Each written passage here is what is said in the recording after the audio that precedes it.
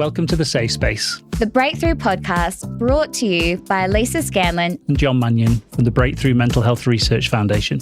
A space for real conversation. Sharing lived experiences and exploring the latest insights driving change in mental health research. Providing the opportunity to be heard, to be helped, to be hugged, and to be offered hope. This is a safe space where the silence speaks, where the truth can breathe, and you finally see no shame, no race. You might know him from Nova, but today isn't about the radio. It's about the person behind the microphone. Hayesy is stepping into a role as a breakthrough ambassador, helping shine a light on the mental health across our community. But this isn't an interview, it's just a conversation. So wherever you're listening to, take a deep breath, settle in, and let's get into it. Hi, Hayesy. I want to get to know you a little bit more and know what really sits behind, you're the voice on Nova, and we hear it in the breakfast every morning, and we want to know what sort of sits behind there and what's actually happening in your world. So what's been going on for you lately? I've just got back from Bali, 3 kids at home, 7, 2 and 5, and we're just trying to stay afloat and keep up with them. All right. So that's my life at the moment. So that's your life at the moment. and with a spare few minutes to do something really nice like this. So you got 3 children and you managed to get 3 days over in Bali. So what award did your wife get? Oh, well, that was the thing. Because it was my brother-in-law, there was a conversation where my wife actually said, no, I think you should really go over. I think you should really do this. You definitely need to go over to this Bucks weekend. I sat there and said, is this a test? What's happening here? Am I about to fail a test? We survived and we're back. That's and right. Feeling good about things, mentally, physically still recovering. All right. So if we're looking at that, obviously our conversations are going to be looking around that balance between our mental health and well-being and what that actually means to us. Is there something that, that if you were to introduce yourself, we often introduce ourselves by, I'm on breakfast radio, and we normally do those beautiful, wonderful edited highlights, all the good bits. Is there something people don't really know about you that is something that's important to you? People who work in the media, and for the most part, I'd be very comfortable, confident talking in front of a microphone and things like that. But out of that, I'm pretty deeply insecure. Right. I think a lot of people in that space. It's funny, the people that you meet in radio as well, a lot of the most introverted people that I know work in radio, which is the most extroverted job. But it seems like a strange place where on the outside, so many people can be so, I'd say deeply insecure, but in front of a microphone, it's actually makes you feel safe, secure, and yourself. It shouldn't feel like that. Do you know what I mean? Like it feels like a space where if you were super introverted, you'd feel most vulnerable, but for some reason it does the opposite to that. So I think, and I know that, and I've known that for a long time. And I'm actually behind the scenes quite, insecure, quite shy. But I think if people experience that outside of what we do in media, there's an assumption that it's arrogance. It's not. It's just probably shyness and insecurity more than anything. Yeah. Do you think that that's part of you go into the public arena, so everyone assumes then that you're going to have the confidence to talk, to stand up in front of people, to put on this sort of persona? But as you say, most of us then actually wear 1 or 2 different hats, don't we? Yeah. So I'm very comfortable standing up in front of 100, 500, 600 people and talking about mental health and really trying to sort of like change the mental health narrative in the conversation. But outside of work, I'm more comfortable sitting on the sofa with the dog and my wife watching a good film. Yeah. And are we allowed to have these 2 different parts of our life? Yeah. And is that okay? Absolutely. It's okay. It's, it's strange when you think about it because it's 2 different worlds, and depending, I think for a lot of people that do jobs like this, you can just you can turn it on and know that this is not work, but you can sort of turn that zone on. But then it's probably more so when you're at a time where maybe it's almost after hours or a place where you're not expecting to do something like this. That's when things can get quite confronting and vulnerable. And for example, like emceeing. Emceeing is the scariest thing for me. That gives me chronic anxiety. And some of the people have spoken about it quite openly, how it gives them chronic anxiety. But it shouldn't, because it's kind of what you do. It's kind of what we do. So you're supposed to get up there and nail it. But I had a couple of MC jobs. I've got up there to say the first few things, and I can't can hardly speak because all I can hear is my heart beating, Right. which is a strange situation. And has that stopped you doing things? So, when you make decisions around, I've got an opportunity here, but... Yeah, it has now. It absolutely has now, because I used to do a lot of emceeing things for the sake of doing them to try and get better at them. Mm-hmm. And then you would do MC gigs because people would say crap like, oh, it's a great opportunity for you to do something like this. And there's, it's not money, but, how much could you, what price could you put on the exposure and all that bullshit? So we're trying to avoid that sort of stuff now, particularly if it's something like that versus staying at home with my kids who I don't see enough of. I think it's really interesting as well, because as soon as you start using the word should, then I have the ability to have that awareness around, like, if I'm using the word should, is it actually something that I want to do? Yes. Or am I doing it because I feel external pressure that I need to do it for, like you said, for exposure, or because I'm in media, so I should be doing this. But once you start to get to know yourself better and you have that awareness of what's actually good or right for you, being able to then make the decision, I think, is empowering. Yes, a mixture of self-worth, Yes. what that is as well, because I think you can be pushed into a lot of things and be sort of half, I wouldn't say gaslit, but maybe convinced that this is something that you should do and maybe you're lucky to do it. And then maybe you look back and go, I was lucky to do that. You just use me. But you can be grateful that the opportunity is there. Yep. But it doesn't necessarily mean like, oh, you're so lucky because of that. Yes. Luck is also subjective, in my opinion. I think people say, oh, you're so lucky to do that, but you've done the work to be in a position to do that as well. 100%. I really enjoy watching videos, and some athletes do it where they put something in there and they'll do something, and then the comment will be, geez, you're lucky.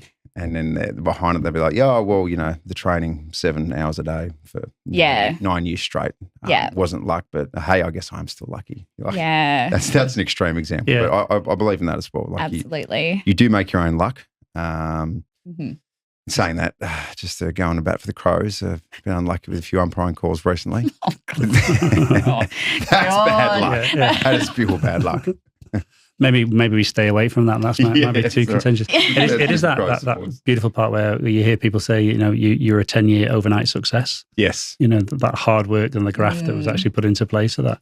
When you go back to, how you make those decisions and how that's making you feel, how did you overcome that anxiety? I think once you do something well, and then you can draw on that. That's all it is. But then the problem is if you're in a situation where it hasn't gone well, and to try and find the ability to block that out and call it a one-off, that's the biggest challenge I've ever had. For example, them saying I had one where we were doing a particular thing where there was about 600 lawyers, and they were young, up-and-coming lawyers as well. And at one stage, I'm up there and I got given a script that was, I'm not kidding, it was about 4 or 5 pages long. And I said to the person who goes to me, like, you're killing me here. Yeah. They're not going to listen. And I said, you just need to read this word for word.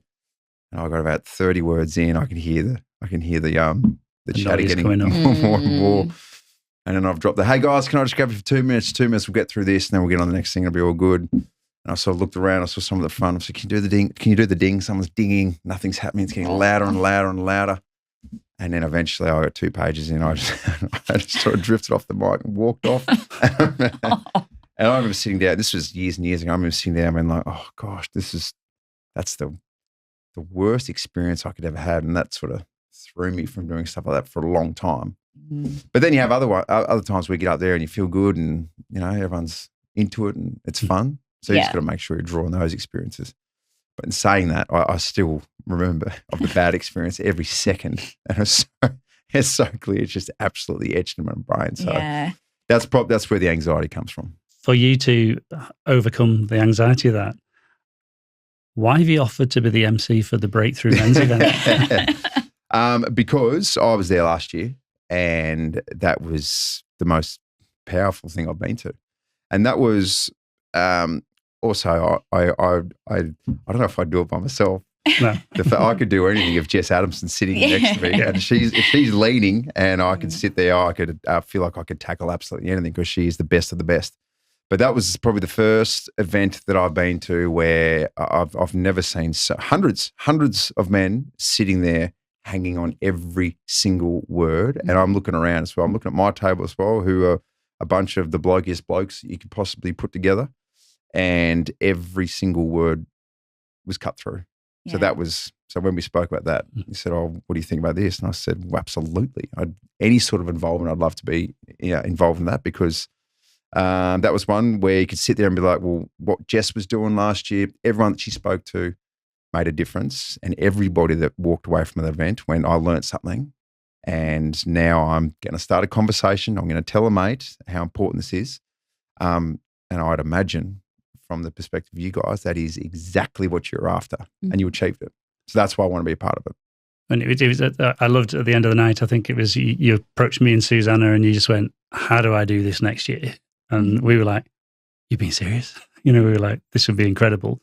And I think the way in which you did that was reflective of lots of conversations in that room. So for people who don't know about our men's event, so this is an event that we're into our third year this year. We wanted to provide another safe space for men to start to grow the mental health conversation. The research that's come out from Movember identified that men do want to talk about mental health. They just don't know where to go, and they often don't feel safe in having that conversation.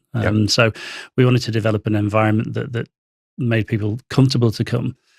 Also an opportunity where you can learn things, you can pick up new skills, you can pick up information, and the aim was to have wide variety of different conversations taking place. So we've had the incredible very first year where we had Grant Stevens sharing the trauma and the grief and the loss that had just happened in his life, through to last year having one of our local farmers that we've been able to support in following the bushfires and the impact that had on his life, and how he'd been able to sort of grow and in his own words be a better dad to his own children as well.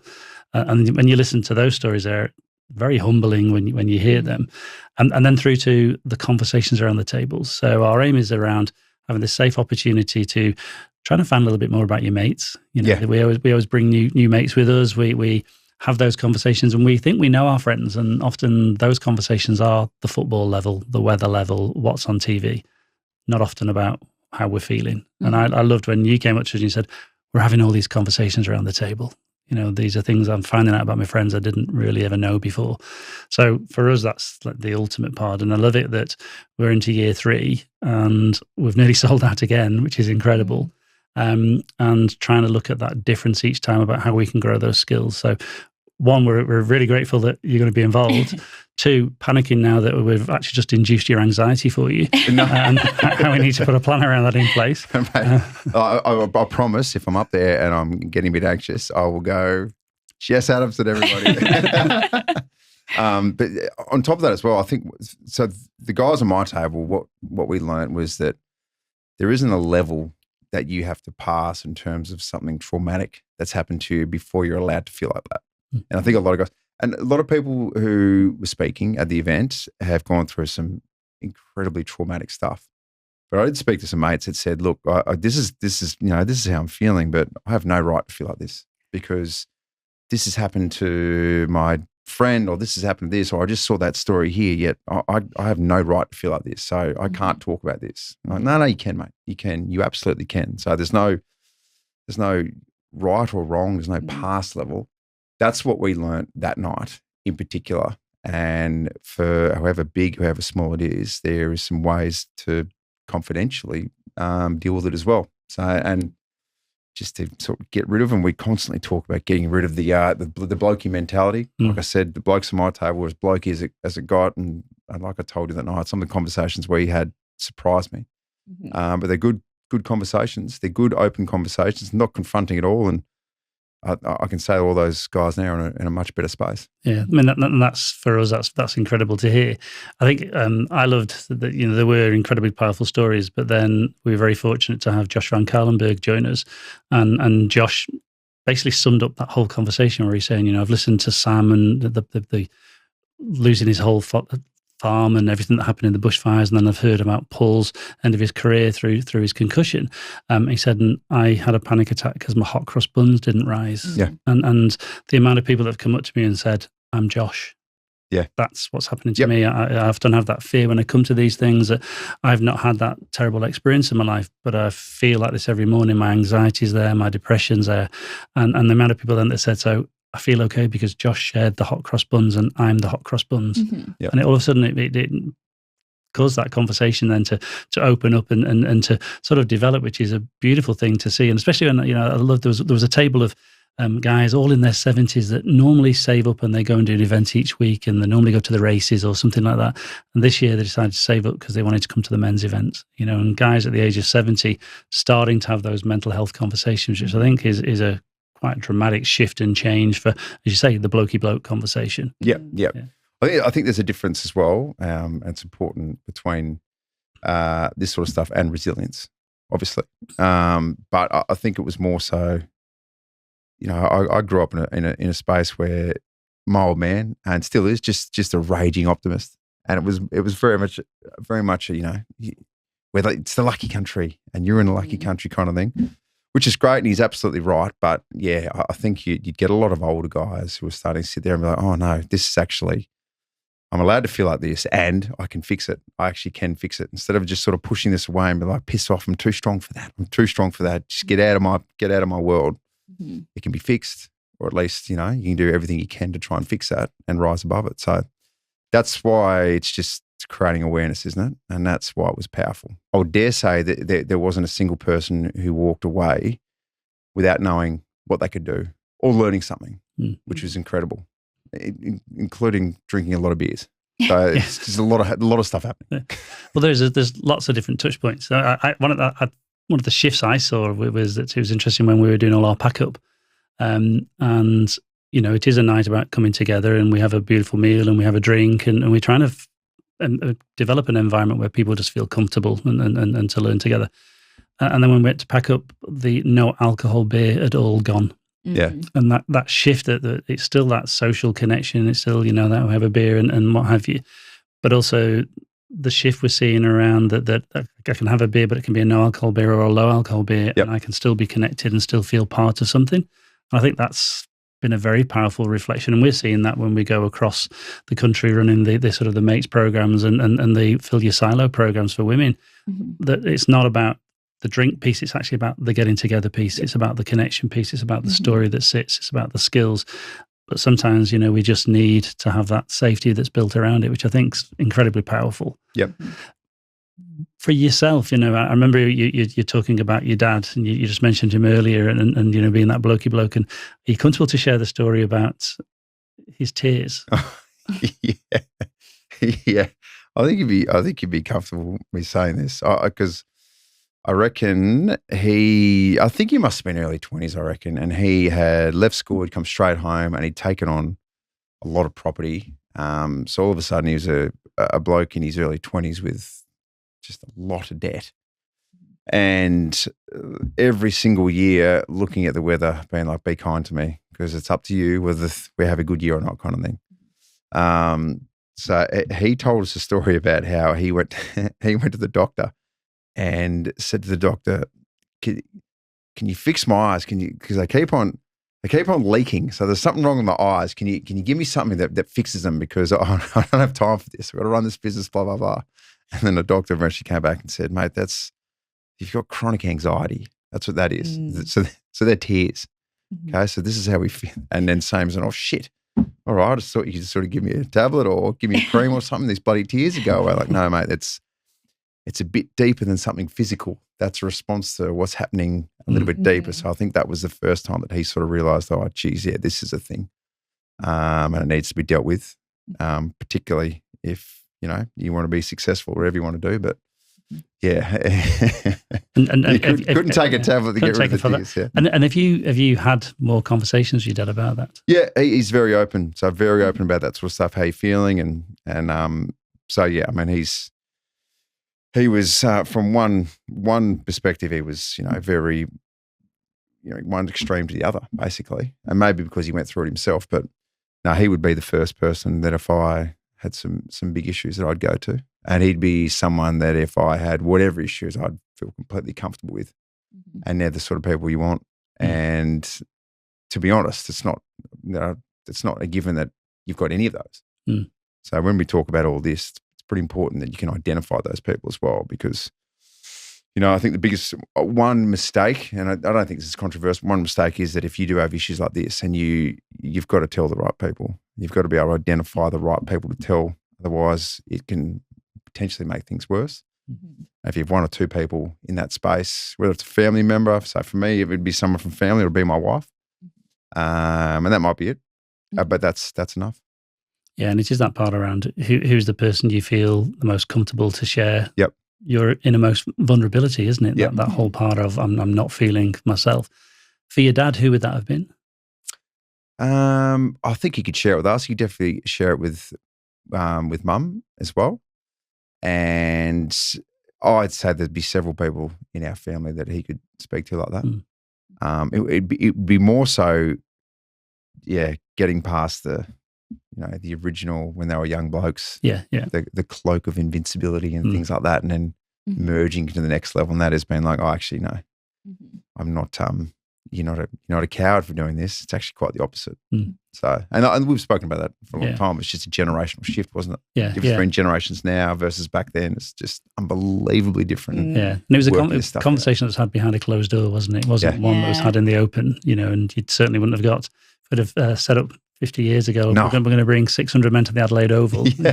What for? To watch football? That would be it, or cricket. For a big old-fashioned drinking contest. But it certainly wouldn't have been to have that conversation. But when you sort of look at yourself now and why you're wanting to get involved more in that sort of mental health space, what have been some of the drivers for you? Because I did a podcast, it must have been 4 or 5 years ago, and it was a podcast just to talk footy and all sorts. It was mainly to talk about football. And then we accidentally got into a couple of heavier things, and in regards to football, and all of a sudden I found myself just talking and talking and talking to a bloke that I didn't actually really know. And afterwards, I never felt anything like it afterwards. I walked out, I was thinking, what is that feeling? It's this absolute euphoric feeling that I never had before. And then I explained it to someone else. And they were like, oh no, that's actually what happens when you speak about the things that are troubling you. I was like, oh shit, that was good. That was actually really good. And then I'll name this bloke here because he's one of the nicest blokes you could possibly meet, and one of the most, well-known people in this state, Graham Corns. So Cornsy, one time, this was at Channel 7, and Cornsy does a segment at Channel 7 each and every Monday where he comes in and gives his thoughts, and it's excellent. Anyway, we saw him out one day, and then he said something along the lines of, oh, are you doing this? And it was a footy rated thing, and I said, no, I'm not doing that. And I said something mean about a particular person. He said, what do you feel like that? And I said, oh, because of this, da-da-da-da. And then he said, have you spoken to him about it? And I said, no, I haven't done this. Anyway, Cornsy started sort of firing these questions, and all of a sudden I looked at my watch, and I'd started work to do. We'd been there for 2 hours. And in the end, it was Graham going, you've got to do this. You've got to speak to this person. You've got to speak to these people. You've got to get it out there. You've got to see if there's a way that you can fix it, or there's a way that you can put this sort of stuff to bed, because it's going to eat at you. It's going to do damage that you didn't know it was doing damage. And then potentially what happens is it manifests to a point where it's too late. I'm going, shit, Graham, that is heavy stuff. But at the same time, I'm going, it's powerful. He's bang on. He's bang on. It's actually amazing. Some of those old footy blokes as well. I don't think you'll mind me saying his name, but Bruce Abernethy as well, who's an absolute South Australian footy icon. For a little while there, he was getting a bunch of blokes together, trying to get them once a month, a couple of guys from 7, just to sit there and just, in his words, in very Abba words, just sit there and talk shit, because talking's good, and whatever comes out, comes out. If it's heavy, that's good. Let's talk about it. If it's not, just talk. And that's the key. And blokes don't do it. And my wife, for example, girls suck. They say, I don't know, if you feel like this, you're blessed with it. Like it's like you have to get it out, versus blokes almost have to try and keep it in. So we're like, I don't know why we're designed so different in that space. I think it's a little bit of like we were talking about nature versus nurture earlier as well. And I think I do feel incredibly lucky as a woman that I have no shortage of avenues and people in my life I feel I could turn to at any time. And many of those people are men as well. But I just think the way that we tend to group as women, like if I think about that, I catch up with my girlfriends every week and there's plenty of opportunity for me to just voice what's going on in my life and feel heard and seen in that. And I think that we are very lucky in that space. But I think that is starting to shift within the men's space. Definitely in the time I've been involved in mental health for 20 years, got nothing on John. But when I was first diagnosed, for example, no one was talking about mental health at all 20 odd years ago. And I would say definitely for men, it would have been even harder at that time to find a safe space where they can feel like they can talk about it. But I think of this example that you've given us with Graham, how beautiful that he was able to provide that space to you, probably without even thinking about it. He was just having a conversation. He was just having a conversation. His was almost like this wasn't let's sit you down for it was, it helped me. I've spoken to him about it a couple of times since. Graham, I don't think you realise how much you helped me that day. And that's beautiful that you've been able to say that to him as well. But it was him. It was like, no. We need to talk about this. You need to do this. You need to do that. And you're like, I mean, Jodie, who I do radio with, we've spoken about that as well. That she'll be like, oh, if I'm feeling shit, I'll just grab a girlfriend and we'll just walk laps of the uni loop and I'll just talk. Sometimes I talk for hours. I'm like, oh, blokes don't do that enough because that's therapeutic. Absolutely, I think so as well. And I've also, like, for myself, when I think of my life, I've tried to provide that space to some of the men in my life as well, knowing that they don't always have that same sort of group to be able to turn to as such. And often the way that I'll do that is on a walk. Because, we've talked about it before where, if you're sitting across the table like this, potentially having a conversation around mental health, it can be a little bit more confronting. Whereas, going for a walk with someone or kicking the footy with someone or going for a drive with somebody, being next, side by side with someone definitely allows, I believe, people to open up a little bit more. Yeah, and I think we are seeing that shift. I've got a good friend that we got up yesterday morning. We did a walk and talk. So we just got a text, time for a walk and talk, and we just did the Torrens yesterday for an hour, and we just spoke about everything that was actually going on in each of our sort of worlds, and it's that beautiful touch point. But it's then like at the weekend, then I went and played golf with 4 friends, and when I got home, my wife said, "Oh, how's so and so? Oh, I don't know. How's this? Oh, I'm not sure," because you've not asked all those questions. Yeah. So it is those different environments in which you actually meet. So I think it goes back to your question before, your conversation before, where you just said there are different people we feel comfortable to open up to and talk to. But how do we grow that? How do we grow that sort of community group that makes it okay?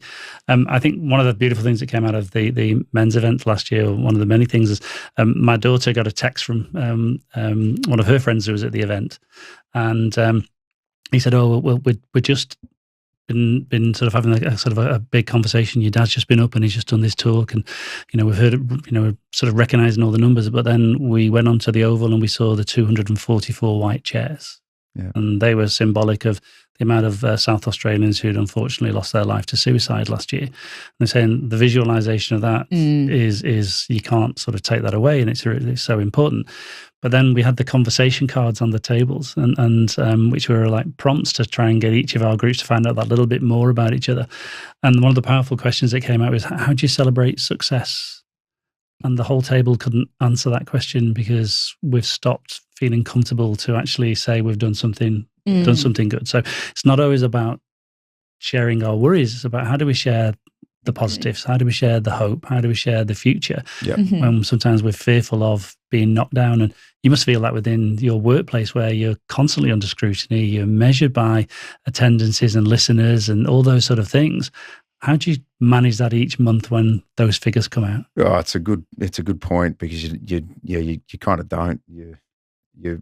It's about survival a little bit. So And because the ratings are so, for radio, ratings for TV every night.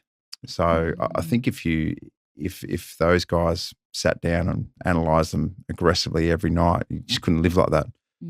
For radio, it's every 6 weeks, and we do constantly get told you're as foolish to celebrate the good ones as you are to get negative about the bad ones, if you're confident that what you're doing is a good thing. So I think we would try and sort of concentrate on that sort of avenue. But yeah, you're right. You're never prepared to celebrate a win. It's always you're prepared to try and work on what's next or fight for the next mode of survival, which is it's not really a nice way to do it, is it? No. So how can we build that in? I mean, we're equally as guilty of that in our workplace. You know, we'll go and do a big event. We'll do the men's event, and the next day, right, what's the next thing we're planning? And very little time to sit and reflect. I think last year was the first time I spent time with members of the group before everyone came into the room. We could hear everyone all downstairs, and the room was all beautifully set up, and scripts are all done, and everyone's turned up, and we're at, right, okay, let's go.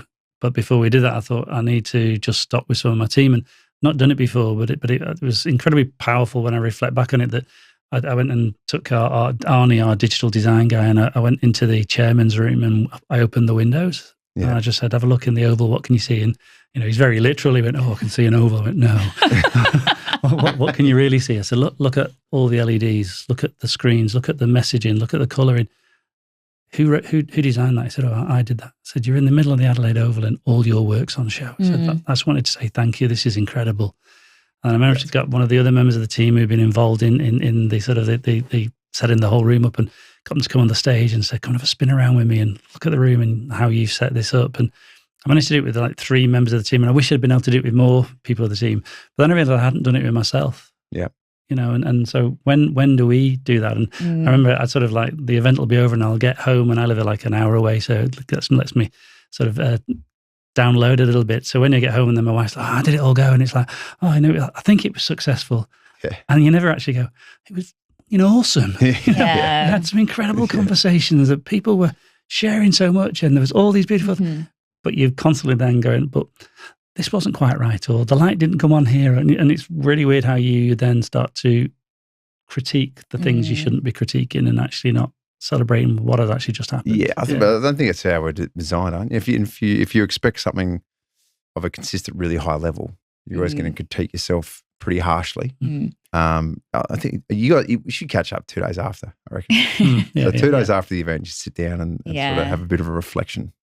I think it's a little bit of the like not enjoying the journey and being only focused on the destination. Like, how much good do you miss in the lead up? Yeah, because it is all part of that process. Yeah. So I think it's a lovely segue where you mentioned journey, because you're coming on a journey with us next year, or this year, aren't you? Correct. This year. Yep. Yeah. So tell us about this next challenge that we've managed to get you involved in. So I'm on board for the Kokoda Trek, which is something I've never done before. But it's going to be more than just a trek. I've always wanted to do the trek from the age when I knew it even existed. You'd hear of, footy teams going on this trek, and it's a big character building experience just to get through the physical component. But this particular trek that we're going to do is going to have all sorts of different workshops built in as well. So it's going to tick a lot of boxes. And 10 days? 10 days in total, 8 days on the track. Yeah. So I did the trek last year, and did it we had 43 trekkers. So one of the biggest treks, and I think this year is going to be the same. The challenge is twofold. The first part you won't have any issue with. You're very fit. You're, a runner. On flat, not peak condition. Not like this. The challenge is not taking big steps. Right. Not overstretching. Not feeling that, this is just Mount Lofty, because this is Mount Lofty on steroids. Yep. And then it's the time you spend in your head and the conversations you're actually having there. Yep.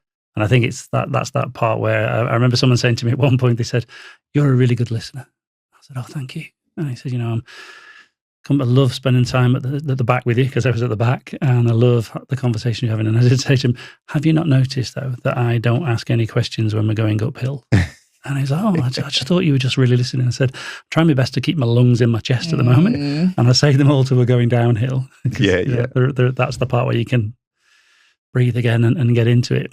But I think the beautiful part is the conversations. So there are 40 different conversations taking place every day because there's 40 different people doing the trek, all doing it for very different reasons. Then there's the sort of the narrative of why you're doing the trek. This is the most powerful story that I don't think gets told enough here in Australia. That they sort of how the Australian forces really protected the trek from the Japanese army, and the fact of how much they were outnumbered. They're outnumbered 6-1. And still held them back and still outfought them. And these weren't actually the professional soldiers. They were referred to as the chocolate soldiers. They were the ones that were there to do the backup. They were often the reserve soldiers, yet they fought as hard as anybody else did and protected in just the most incredible way. And when you see the landscape in which they were protecting, I'm struggling carrying a 6-kilogram pack on my back, and I've got a porter to catch me every time I slip. Hello to Timo, you were a superstar. But these are carrying guns, they're carrying artillery, they're carrying each other.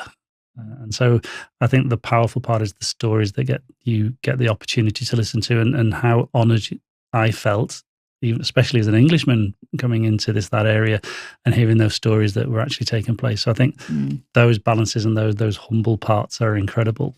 Yeah, I when we spoke about it, I mean, when it first sort of came up, I also loved that when I explained it to my wife, she straight away, she said, you have to do this. Like you have to take this opportunity. You need to do it, kind of thing, which is awesome. So straight away I'm like, oh, well, that's good. And I've spoken to, Nova 919's all on board with it as well, which is really cool. But yeah, I can't wait because I know this is going to be something I'm going to remember forever and take away some really, really important things that I'll use for the rest of my life.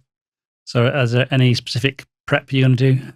Oh, geez, I don't know. I will start hitting Mount Lofty a little bit. I just, I'm scared. I'm scared for my calves. Because now I'm 40.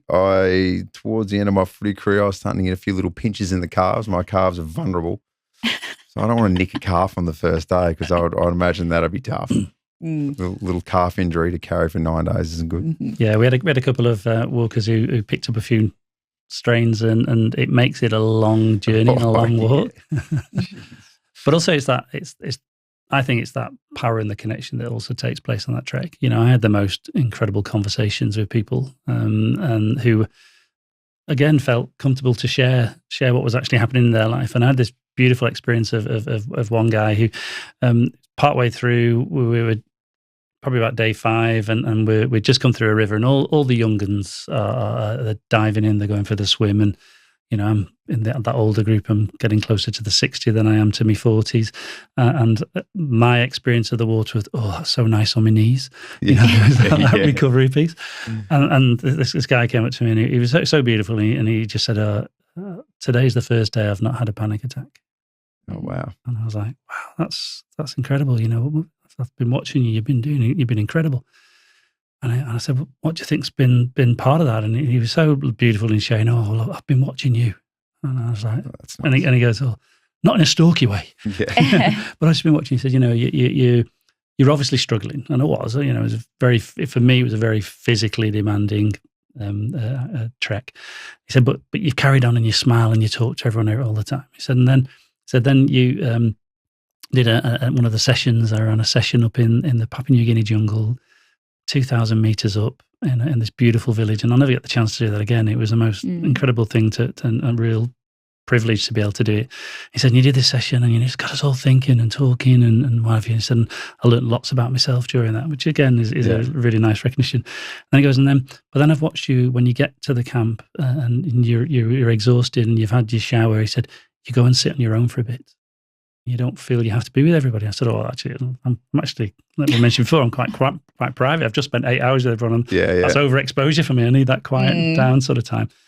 And he goes, you've just given me permission to be me. Yeah. He said, I thought I had to be like the boys at the front who are jumping in. And you've made me realize I actually can wear many different hats, and made me feel comfortable with who I was. Yeah. And I was like, wow, sometimes that's perfect. Yeah, you don't realize the impact you're having just because of your behavior or those interactions or those small little interactions. And it could have just been that partway on the trek, and he was sharing a little bit of piece of himself with me, that just the acknowledgement of what was actually happening, what was real for him. Yeah, and that's the most, that would be, if you can find people where you know you can 100% be yourself and not feel any sort of the slightest bit of judgment, then you've found your people. So that's a special vibe that you're putting out there, John, for someone to feel like that. So, and that's something to be proud of. Yeah, no, it was beautiful and lovely to hear that sort of piece, because that's the bit that, you know, it was day 5 and it was oh my God, there's still 3 days to go. And, but it was that, okay, we've got this, and, you know, people have got my back, and I loved it. You got up to the top every day, and the rest of the camp were there to high five you and to cheer you, and everybody was together and really supporting. So, if those cars get in any trouble, I'm sure there'll be plenty of people that'll be very happy to offer those massages to you. You know, we had a beautiful nurse on our trek that she was quite busy on pressure points for people, but you know, there is that beautiful connectivity there. Yeah, I definitely. can't wait. And I think like what these kind of trips that we do, like Kokoda, we also have a group going over to New York to run the marathon in November. What it does is it also provides people a place to come together and to be part of something bigger or part of something more. And the connection that creates is such an incredible positive influence on people's mental health and their well-being as well. And that sort of, I guess, leads into why we wanted to create the ambassador program, which you've also joined us for this year. So that was something we launched, when was it? Last month? Last month, yeah. Last month. So that's been my baby that I've been working on in the background since I came on board, which was beautiful.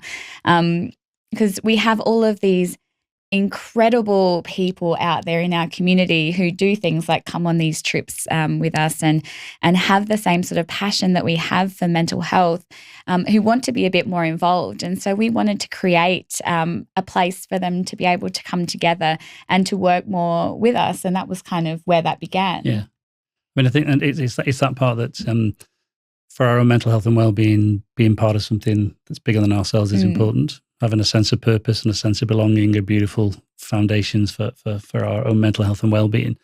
But that ability to give back. We had the Easter Fair. I live up in the hills, and the Meadows Easter Fair is takes over the whole town. And I volunteered this year for the very first time. I've lived up there for 11 years, and I volunteered on the donut stall. Yeah. Which how many did you eat? So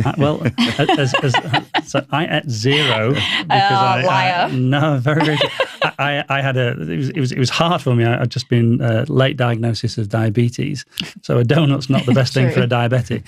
So I was making, and we worked out we made 9,000 donuts. Oh wow! Over a 4-day period, but it was beautiful being involved in this wonderful community, making these donuts, the banter that was going on. We had a bit of a donut competition, who can make the best round, and nowhere near it, but I give it a good crack. But when I'd finished and I was walking away, I had this beautiful sense of fulfillment and being part of something bigger than myself, and also being part of something that wasn't breakthrough. So, you know, our world is a lot of giving in what we do, and that the team work incredibly hard, but give so much of themselves during that period of time. But it was actually lovely to give something to somebody else. Yeah. So is that something that's been driving you to be part of and being an ambassador for Breakthrough? Oh, 100%. People? Yeah, 100%. So I think, and the beauty of this is you see, when you see programs, when you look at them from the outside and go, oh, that's a great thing, and they're doing really good things. This was one of the first ones where I've seen where you can go, well, here's, you press this button and you can actively be a part of this, and not to support it, and not just to make a donation. Like you can get involved in this, educate, and do all sorts of things, and know that you, as the person, are making a difference. So that's the difference. That's when I saw it. So this is brilliant, and this doesn't have to be, you know, it just doesn't. This is not an ambassador where you've got some high profile person who's advertising it. This is anyone who feels strongly in the space. There's a lot of people that you can 100% know that you're making a difference, not just purely through donation, but educating people and sharing experiences. So that's why it's really cool for me, and that's why straight away I thought, oh, this is going to have cut through. This is going to be effective. So well done on that. Thank you. But yeah, it's different to everything else that I've seen in this space. Yeah. And we wanted people to be able to, like, whenever I think about myself, you know, I always say, like, I'm not going to change the world, but I would love to have an impact on my community. Because these are the people that I spend time with. These are the people that I cross paths with on a weekly, daily basis. And so that's what we wanted to create. So, you know, people who come on board as ambassadors, for example, we are helping them in terms of they get mental health first aid training. So we have people who are out there in the community who can actually, you know, actively help others in terms of, you know, noticing signs and symptoms in terms of mental illness and knowing where they might be able to, you know, forward them on for help and that type of thing. So these people that are coming on because they have such a passion in this area are going to be able to have that positive impact on their community and in turn have a positive impact on their own mental health and well-being at the same time, because we know that doing things for others has that positive effect on ourselves as well. So, you know, whether that's you know, like I donate plasma once every 6 weeks or so. And doing that is almost a selfish thing because, like, I actually feel good because I know I'm doing something good for somebody else. And it does it, you know, I get a free snack when I'm there. I get to sit there and not be bothered by anyone for an hour or so, you know. So it's not always the big things. It's also the little things that we can do, you know, letting somebody in traffic. No one likes to do that.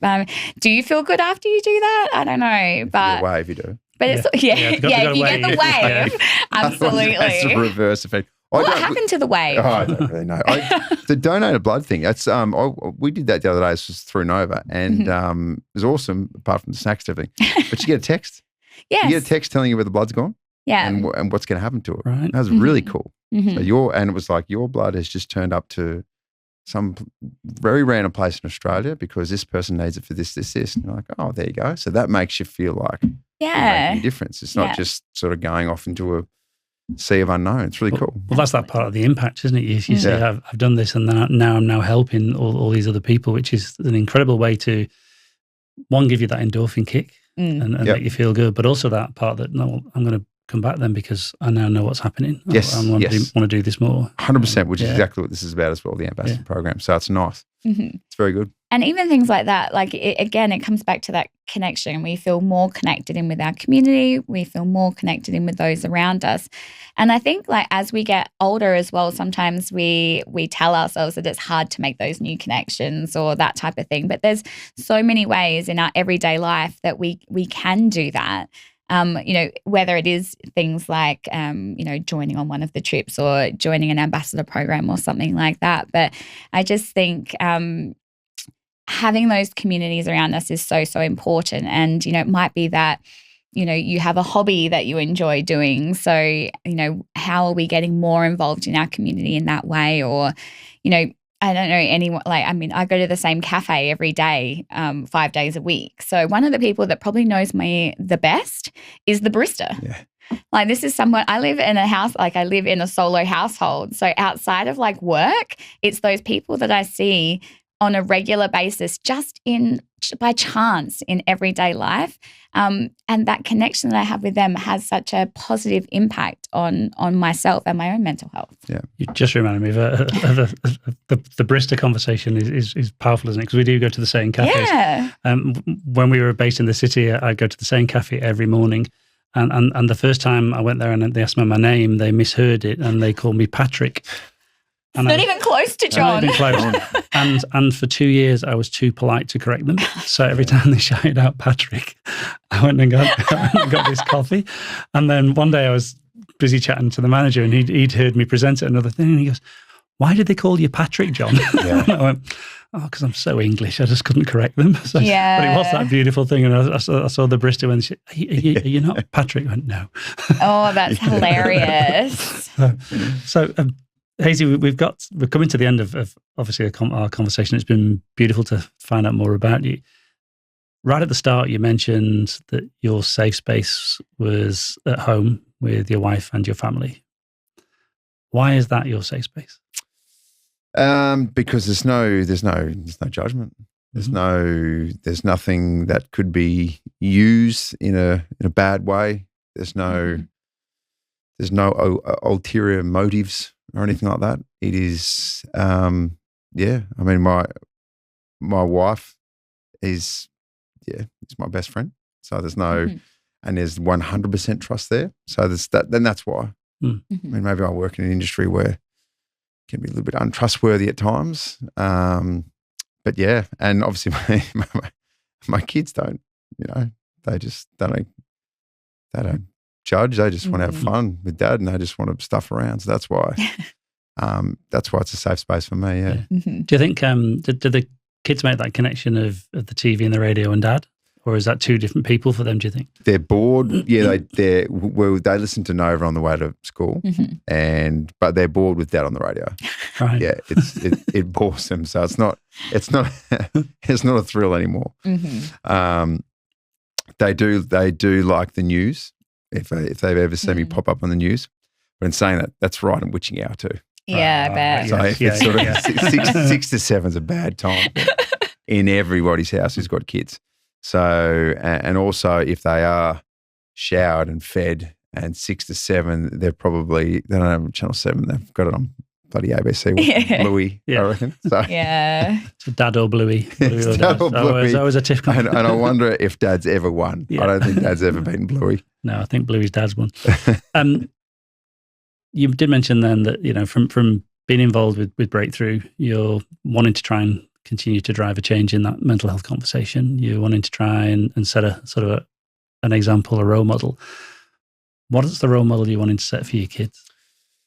It's funny. It's something that my wife and I have spoken about as well. I just want my kids to be able to come to, we want our kids to be able to come to us and say, hey, Dad, I need to have a chat. This is what's happening.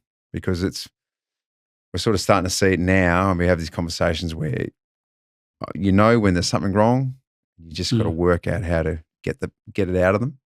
And then I remember when I was a kid, if I had something wrong at school, I wouldn't tell mum and dad. So it's kind of this weird little thing where we're trying to work out, like, how do you not get angry, but maybe sometimes you do need to obviously be a little bit angry, but then provide a space where he or she can say, hey, I really need to talk about this, or this is really, really bothering me. So that's what sort of role model I'd like to be for my kids. So they can look at me, probably like how I look at my mum and dad, and say that's someone who they won't judge me no matter what I say, no matter what it is, big, small. I can just sit there and say, hey, I need to talk to this about you, and not worry about what the backlash might be. Their safe space. Yes. Yep. I think that's 100%. Really beautiful.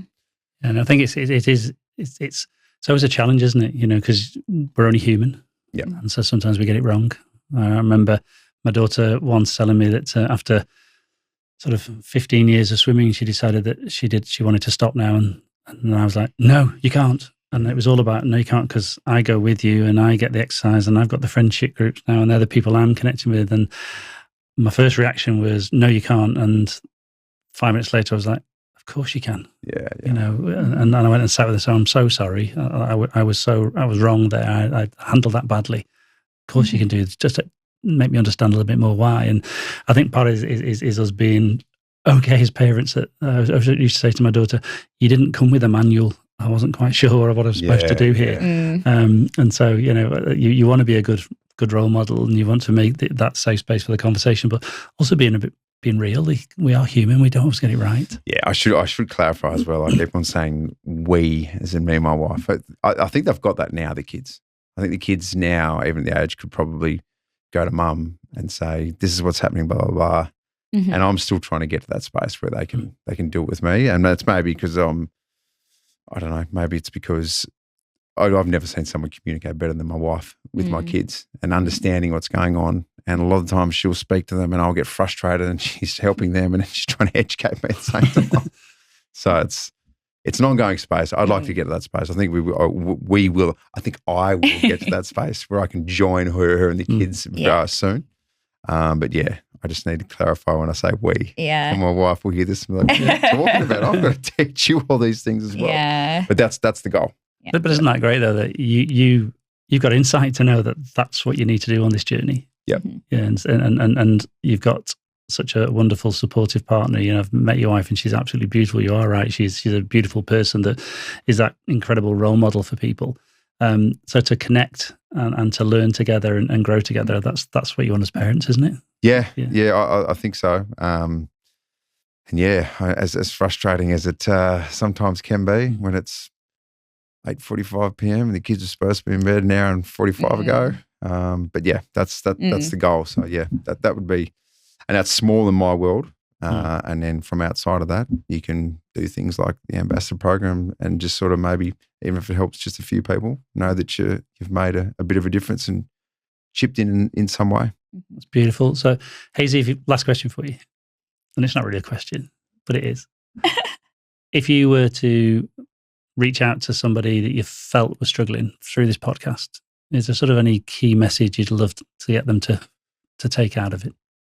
Yes, that whatever it is, there's nothing. I think the big one for me is it's no judgment's the thing, right? Because even now, everyone's judged, everyone critiques, everyone hates, to be honest, and everyone hates social media is shit. So for everything, like social media is just really good for some things and extremely bad for other things. But whatever you're going through, there is places like Breakthrough where you are understood and it can be worked through. John, Lisa, I think we've spoken about this before. John, something about John. I know. You speak to him. It's got a siren song. Just like drawn to him, I swear. Drawn to him, and you can absolutely, I feel like I was being myself around him after we shook hands for the first time. Am I coming on a bit too strong here? I want to bloody give him a hug. Stage 5 clinger. But yeah, that's the hug was fine. I'm always happy with the hug. Yeah, and that's the whole point is that, and we spoke about it earlier in this, that, what your problem is, you might look at it broadly and think, well, it's not a big problem, isn't it? But it's your problem. And it might seem small, but it could be huge in your world. So it's finding your space, it's finding your people, it's finding your platform, it's finding your avenue. If it's Breakthrough, if it's something else, to not feel judgment and work through it. That's the goal.